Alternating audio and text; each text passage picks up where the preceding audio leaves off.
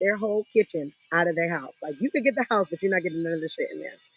Did that. Another friend of mine, their home was being foreclosed on. I snatched all of the wood flooring up and repurposed that for that.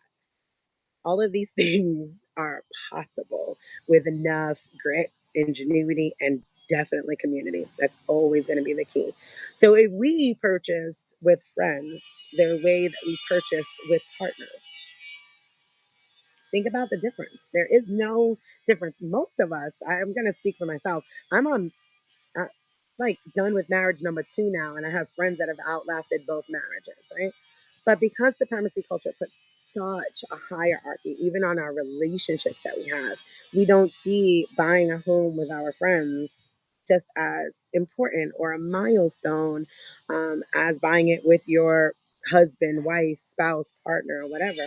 Those things need to shift. Five friends could get together and buy a house, right? This is not my this is a shed. Let me show you guys.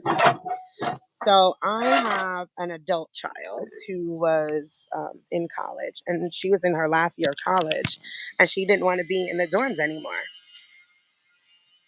That's a Home Depot shed. Excuse the mess. We were building my gazebo. That's a Home Depot shed. That's my house. That's a Home Depot shed. And let me take you.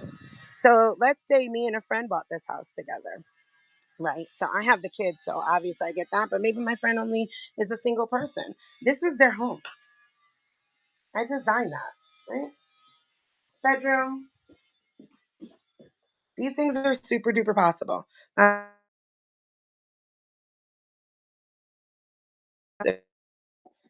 Pocket door to go into the bathroom. So there are so many different living options. That's a washer, dryer, fridge, stove, sink, entire bathroom, like with a soaker tub. So that's one property on another property. How you get around certain things. If you don't break grounds, you don't need a permit. You can build it on bricks like that. So there are options. Solar. My friend was getting rid of an RV. Boom. I now on a quarter acre have three living spaces. And my goal is in the back. That's the backyard. Ignore it's been winter, so it's not lovely back here. So this was my chicken house, but a weasel got in and killed them all. So this whole area right here is we're over it because the kids don't need these little playthings anymore. So the shed, the storage shed is going to go into that corner over there.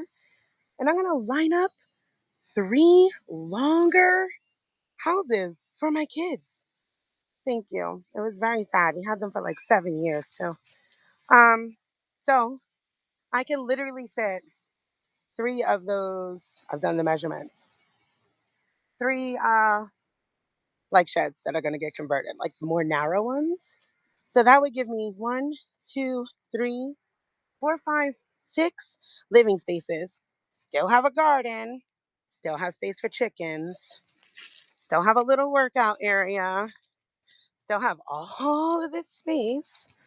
And over here, because we have like five cats, on the side of my house, I'm building a catio,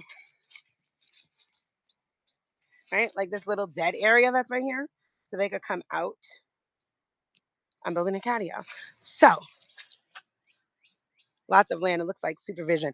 No, it's a quarter acre, right? So yes, a lot, I would think, but also not as much as what people think when they're like, oh, I need to create community living space, right? Like it's not. It's not tons. And we'd still have a nice little backyard. My kids don't have to worry. And how many families can do this? How many families could actually do that? That would be six living spaces. And even if I didn't use the RV as a living space and we just wanted to fuck off and go have a good time. One, that's a quiet quitting of capitalism. Because if They don't have to go, and they could all work part-time jobs or figure out on a skill, an entrepreneurial skill. They can actually live here and not have to go and actually enjoy life and not work for the indentured servitude. Beautiful property. I want to do the same, have place where um, for my son, his future wife to live. Oh, we have the space, but where we are, we can't put another home on it. Do it anyway. Like, why can't you? I mean, I don't know why you can't, right? Like, and then I am, like I said, I'm all about malicious compliance, right? Most of the reasons why we can't build another property or have an ADU on somewhere is because in the United States you only own 6 inches of your land, right? That's it. The government, we're leasing, all of us are, that's what taxes are about. We're all leasing land from the government.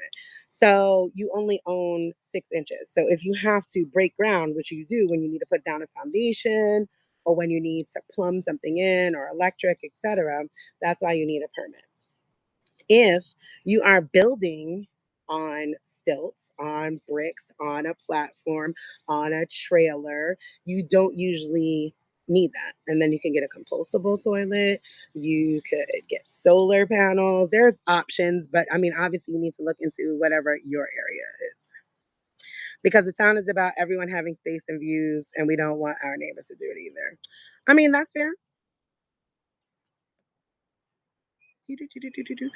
Dina says, multi generational households are the wave of the future for so many reasons that you're saying and more. I just met a woman working on a book about it and all the ups and downs. I love that.